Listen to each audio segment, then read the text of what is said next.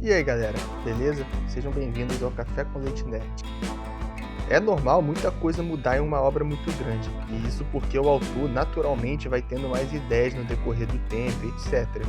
E no caso de uma obra grande como Bleach, por exemplo, isso acontece ainda mais, já que normalmente não é o autor sozinho que pensa na história, tem toda a influência da empresa por trás, já que eles que investem dinheiro na parada, né? E enfim, é fato que toda obra grande vai tendo várias mudanças, e normalmente a gente não sente tanto assim quando acompanha capítulo por capítulo ou episódio por episódio. Mas quando a gente termina a obra e volta lá atrás para ver, olha, é cada furo de roteiro que a gente encontra que eu vou te contar. Então recentemente eu estava relendo Bleach, e relendo o capítulo 1 do mangá, eu vi que é provavelmente o capítulo mais incoerente da obra inteira, galera. E eu vou falar para vocês nesse vídeo aqui todas as incoerências no capítulo 1 de Bleach. Então bora ver todos os furos no capítulo 1 de Bleach? Então pega sua xícara de café com leite e bora pro vídeo. Muito bem, podem ir para casa tomar café com leite. E não interfiram na luta.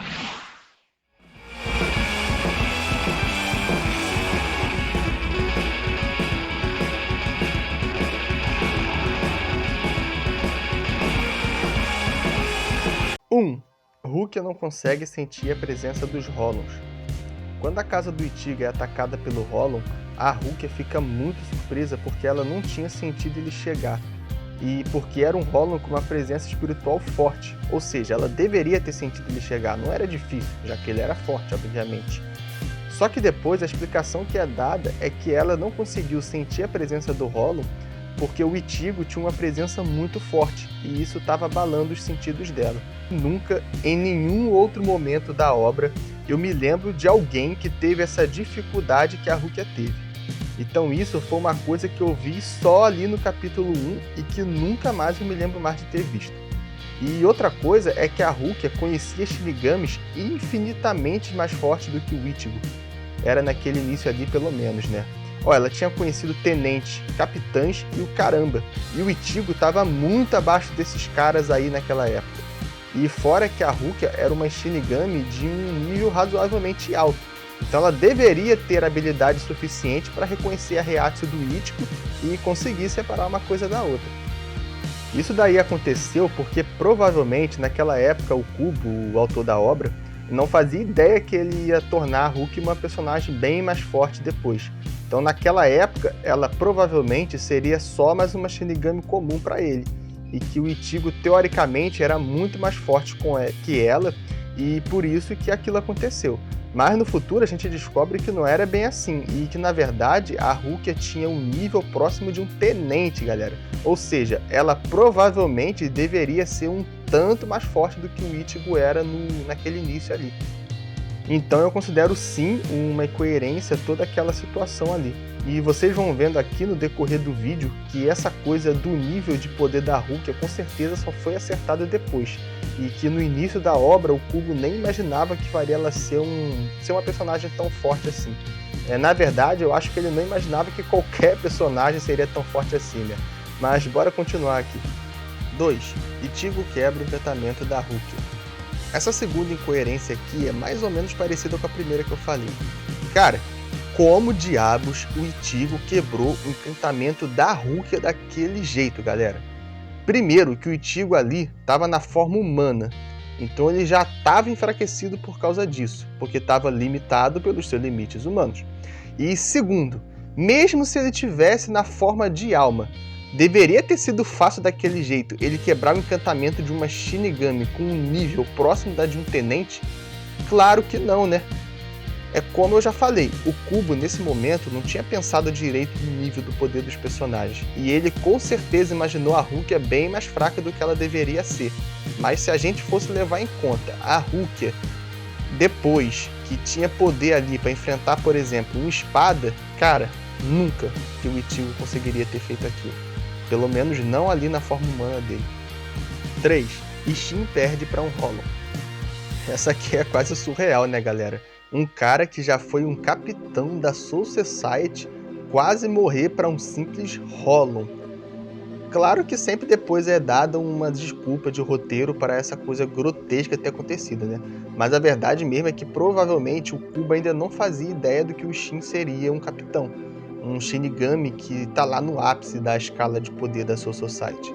E aí ele fez o cara perder para um Hollow. E se eu não me engano, no anime de Bleach, eu acho que o Ishin nem tava lá na casa quando o Hollow atacou. Diferente de como foi lá no mangá, né? E provavelmente depois o Kubo repensou e resolveu tirar ele de lá. Ou seja, quando o Kubo fez o primeiro capítulo do mangá, muito provavelmente ele não imaginava o poder do Ishin, mas depois ele trocou de ideia e quando chegou na época do anime animar esse capítulo, ele provavelmente pediu para eles alterar isso daí. Mas independente de como for, né, gente, é no mínimo zoado isso. Um cara que foi um capitão da Soul Society perder para um simples Hollow. Mas segue o baile. 4. A Rukia é uma verdadeira tapada. Galera, quase nada que a Rukia faz nesse capítulo tem sentido, papo reto. Ó, tem uma hora que o Ichigo é atacado pelo Hollow, e ela vai lá e faz um corte do braço do Hollow para livrar ele. Só que nessa hora, ela simplesmente dá as costas pro Hollow, que nem uma retardada para falar com o Ichigo. Mano, como uma Shinigami experiente, com séculos de vida, que já deveria ter enfrentado, sei lá, dezenas ou centenas de Hollows, faz uma coisa dessa. Claro que tomou uma porrada daquelas, né? Depois disso, tem um momento em que o Hollow ia atacar o Ichigo e a Rukia se mete na frente dele para salvar ele e é bem ferida pelo Hollow. Tão ferida que já nem podia mais lutar depois. Só que depois que isso acontece, ela fala que ela não pode mais lutar e que eles estão ferrados e que o Hollow ia matar todo mundo ali. Mas aí você pensa, por que ela fez aquilo então, caraca? Tudo bem que ela queria salvar o Ichigo, mas pô, o que ela fez foi quase suicídio. E se ela não pudesse lutar, era óbvio que depois o Hollow ia matar geral. E outra, ela precisava entrar na frente do Hollow daquele jeito? Não podia afastar o Ichigo ou atirar um feitiço de longe no Hollow? Sei lá. Precisava se meter o corpo assim na frente daquele jeito? Então tudo isso me faz concluir que a Rukia na verdade é uma tapada, isso sim. Mas é claro que as coisas precisavam acontecer daquele jeito, né? Porque o protagonista tinha que brilhar, e os outros têm que ser o idiota. E tudo ali foi muito conveniente para o Ichigo virar um Shinigami.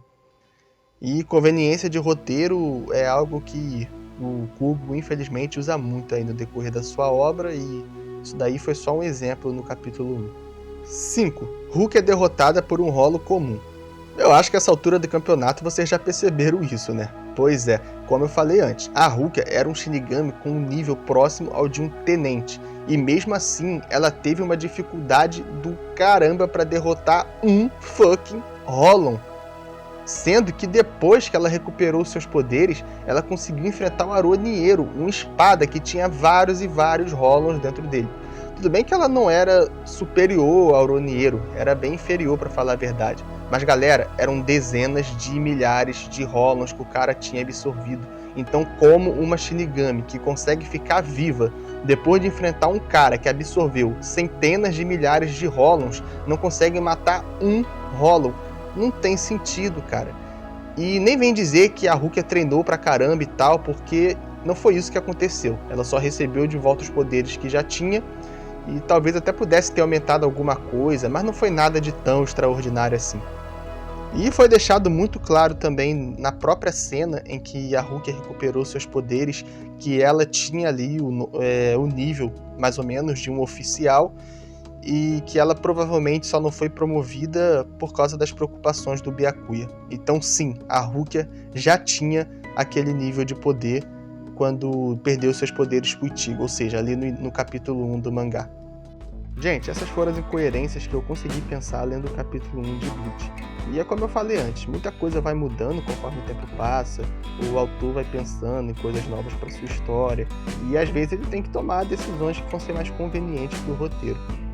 E aqui o que pesa não é só a decisão do autor, mas também de toda a empresa que está por trás daquela obra, como editores, executivos e por aí vai.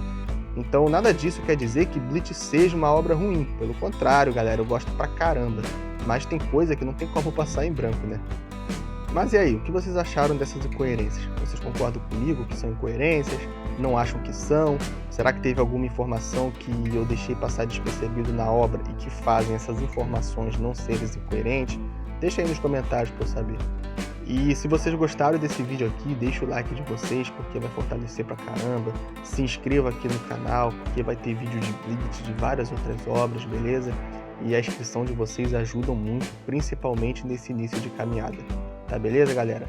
Até a próxima!